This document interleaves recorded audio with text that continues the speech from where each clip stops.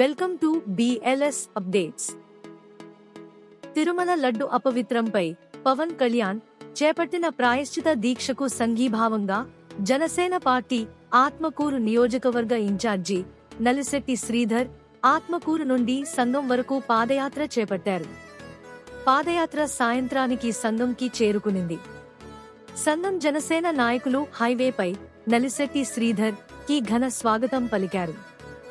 అనంతరం పాదయాత్ర సంఘంలోని కామాక్షి సమేత సంగమేశ్వర స్వామి ఆలయంకి చేరుకుని ఆలయంలో ప్రత్యేక పూజలు నిర్వహించారు. హిందూ ధర్మ పరిరక్షణకు తమ నాయకుడు పవన్ కళ్యాణ్ కట్టుబడి ఉంటాడని వారన్నారు.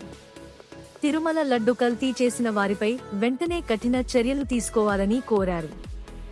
ఈ కార్యక్రమంలో టీడీపీ నాయకులు కోటు కరుణాకర్ రెడ్డి, జనసేన నాయకులు తోట భాస్కర్, సతీష్, అనిల్ రాయల్, దినేష్ కుమార్ తదితరులు పాల్గొన్నారు.